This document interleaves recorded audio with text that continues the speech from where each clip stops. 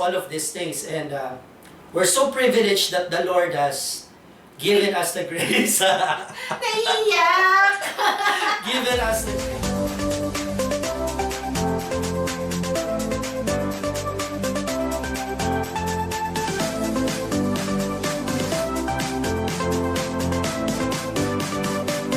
All faith and fatherhood couple here. My name is Tatay Eli. Hi, I'm Mami Rona. And welcome to the final episode of the 6-part series on homeschooling that gives for working parents. First off, we want to thank the Lord for allowing us to reach this far, sustaining us this far, and granting the desires that we have been praying for several months already, and that is what? To share our lives, to share our experiences, and in so doing, inspire parents, okay, and also make known God's grace, Yes. right, throughout this homeschool journey. Okay, okay, so tapos na po. So finally, tapos na po yung more on the practical tips, on the principles. So nung first episode, nagkaroon tayo ng myths about homeschooling. Then you have the anchors, raising stewardship of time, raising independent learners, tapos yung acronym, the G.I.V.E.S, di ba? You're no longer a homeschooling working parent, you're now a homeschooling that gives, right? Ano ba itong G.I.V.E.S na to? Set goals, G, I, integrate subjects, V, focusing on values, yung pinaka, I think somewhere in the middle, yung isa sa yung talagang pinakamahalaga niyan, and E, you have to enhance the strengths of your child, and S, Be willing to sacrifice. At ngayon, okay? Now, this is like the cherry on top of the cake. Alright, so I wanted to start with this. Our eldest son, okay, already finished his another year for school. Yes. Another school year, okay? So, grade 3, papunta na siya ng grade 4. Alright, yung aming ikalawa, na informally nag-homeschool, nakatapos din. Sabi ng teacher, okay na rin for, he had his own portfolio review, right? Kasabay ng kuya niya. Very informal lang. Nakikisabay. Nakikisabay, parang saling ket-ket, but nevertheless, he's learning, okay? And all of these things, right? Like we look back a year ago, ngayon parang yung feeling namin na parang, parang sense of relief, ganyan. And, okay, that's the topic for today, right? Yes. The rewards of homeschooling that gives. Yung reward, okay? Yeah. I know parents, okay, nandyan na kami, magsasacrifice kami, pero ano bang kapalit? Yeah, so I think may hang-ups pa sila dun sa last topic, which is about Be willing to sacrifice. willingness to sacrifice. But this is naman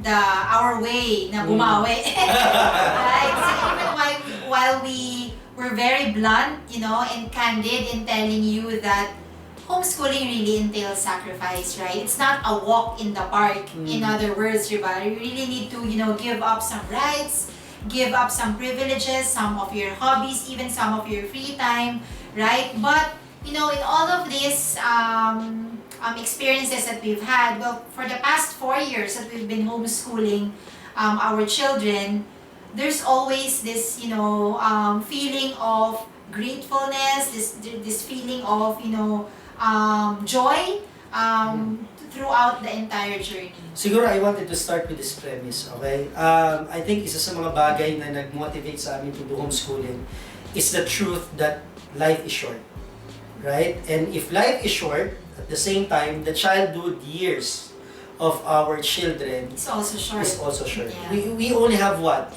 Ilang taon lang ba? 18? 20 years? Okay? Kahit sabihin mo na nagtatrabaho na, nakatira pa rin sa'yo, I think pagdating nila ng mga ganun, 20, 21 years old, they will ano be... ba yung iba nga 10 years old na?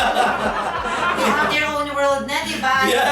Istorbo. Alright, and I think yun yung isa sa mga bagay na, alam mo, pag nakakausap ako ng magulang na, doon may mga anak, no? Sa discussion lang naman ng mga tatay-tatay, sabi ko, pare na nakikinig-kinita mo na ba yung anak mo na ikakasal o kinakasal. I mean, ako, ayoko pang pag-isipan yan. Parang matagal pa yan, no? Ayoko munang isipin yan. I think ikaw rin. Yeah, or sometimes Right. naman, when they see us with our young children or relatively younger than their children, you know, they would say, minsan, sasaway namin and say, pasensya na kayo, malilikot or maiingay, di ba? And you know what, they would tell us, you know, the wisdom from parents who, you know, who've been there. They would tell us, enjoyin nyo na yan. Kami nga, namimiss namin yung bata sa bahay because, di ba, their children are already, you know, teenagers. True, okay? And, I mean, with this idea, ako personally, no? Actually, sometimes I would tell my children na, you know, tatay and mommy won't be here forever. Yes. Right? So, you really have to learn things in life that you have to do when we are gone already. Yes. And even if we're not yet gone, you really have to, kasi nga, we're raising future fathers, no? You really have to look forward to having a family of your own. You'll be the next mommy. Sorry, ganun na namin kinakausap yung anak namin. But, well, you know, it's preparing them, but at the same time, preparing us as well for the inevitable. Yeah. Right? These things will come. Okay. So, I think I have to start with that premise. Sobrang iksi lang ng buhay natin. And I think many people were exposed to that truth because of this pandemic. Na sobrang iksi lang ng buhay natin. At sobrang, kung maiksi lang ang buhay natin, we have to make the good use of it. In the same way, na sobrang iksi lang rin ng pagkabata ng mga anak natin.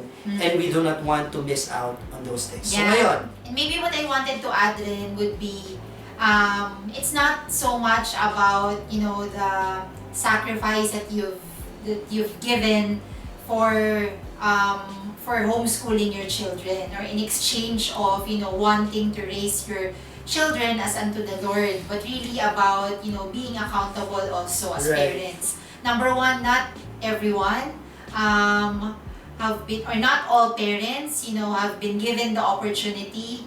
Di pala, mali. Not all couples have been given the opportunity to become parents, right? We know of, you know, several couples, they've been married for a long time. I mean, they've been praying for their own children, for their own child, right? But the same has not been given to them.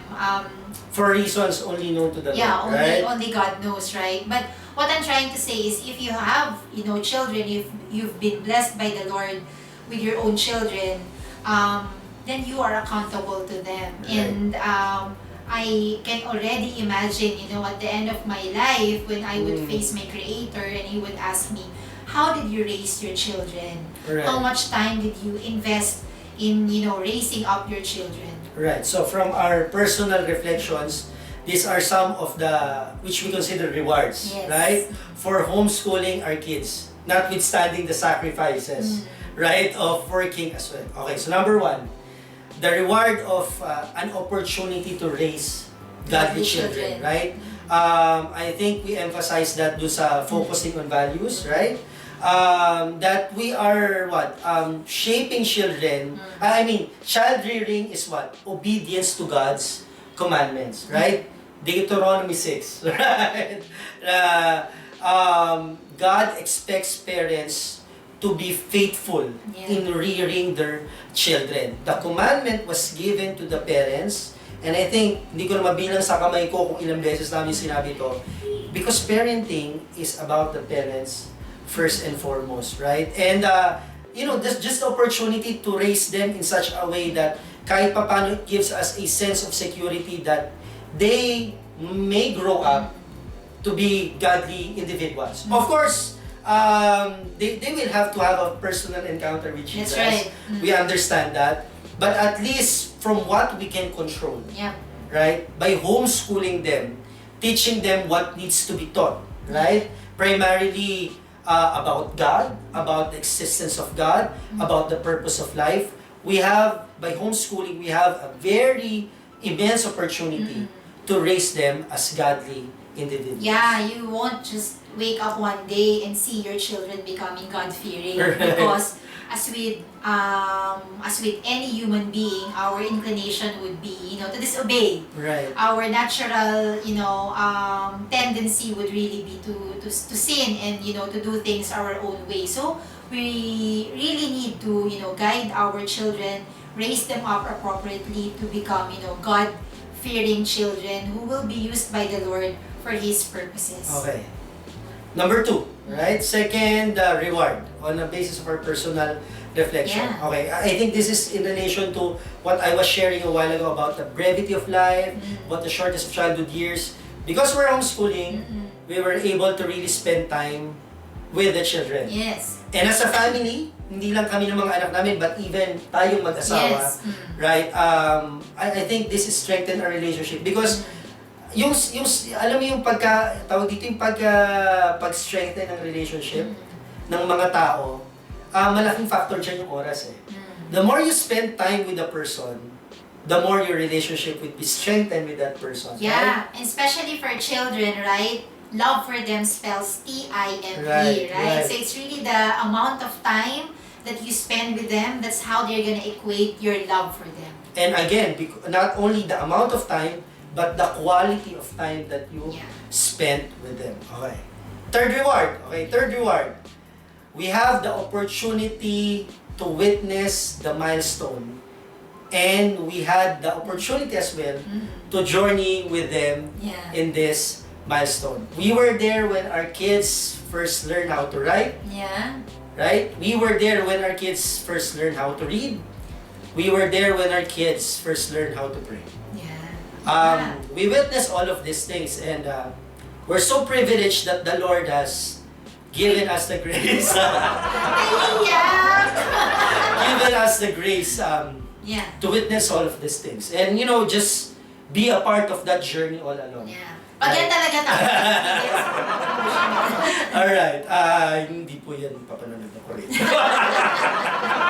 Alright, and for the last, I think this is the last reward.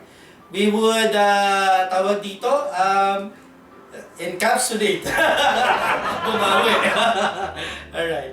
We had the chance to shape our children to become the person that God wants them to be. Yeah, well, at least for the past years, right, that we've been, homeschooling them, but it's still a long journey ahead.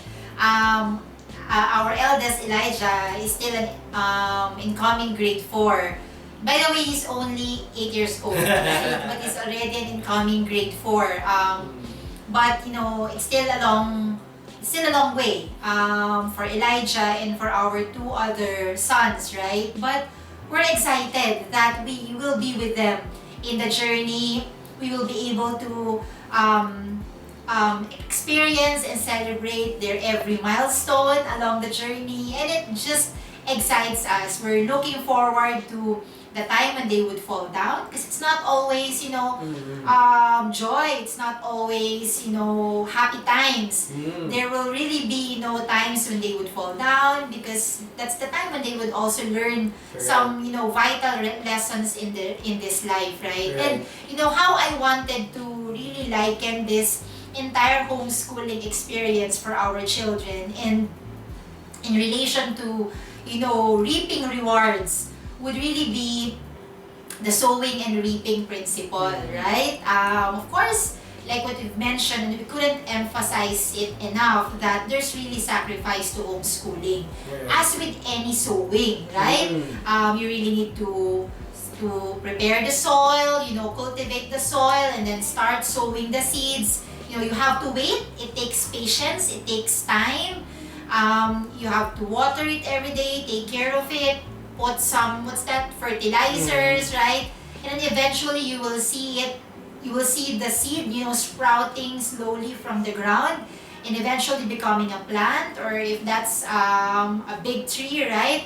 So it takes time, but it's a joy to be able to, start it from the sowing, and then eventually the reaping part of the journey, right? And sorry, mahal, dami ko sinasabi. I also wanted to liken it to forming a clay, shaping a pot, for example, right? They don't just turn up into beautiful pottery materials, into beautiful pots, right? But it starts from being a mud on the ground, like part of the earth, right? And you get the clay, you remove all the impurities, you fashion it with your hand. And I know that for the part of the clay, it has some pain also, right? And that's where discipline comes in our previous episode on, focusing on values, right? You really need to, form the clay into how you want it to be fashioned, and then ultimately it will become the pot, right? And for me, that's really, turning our children into, innocent, ignorant, human beings, into successful, depraved little creatures. into successful human beings who will be useful for God's purposes in God's kingdom in the future. Right. I think thank you, Mal, for sharing. I think we'll close with this. Okay. We would ask our children at times what do they want to become when they grow up. Like, sisigal sabi niya, I want to become a doctor, di ba? Pero gusto niya maging astronaut niya. Alright, si Elijah. Gusto niya rin maging si Captain America. Si Martin gusto niya maging si Captain America or si Hulk. Nalilito siya. Alright, si Elijah, hindi pa rin naman nagbabago. Ever since Elijah was a small kid, he wanted to become an engineer like his tita. Right. But I think we were having a discussion this afternoon. So I'll close with this. Only the Lord knows whether they would become the person in accordance to their dreams, right? Yes. Hindi ko alam kung talagang magiging doktor sila. Of course, if that's not what they want, that's what we will pray for. But I think the ultimate reward here is that they become the person that God wants them to be, right? And they will exist for a purpose.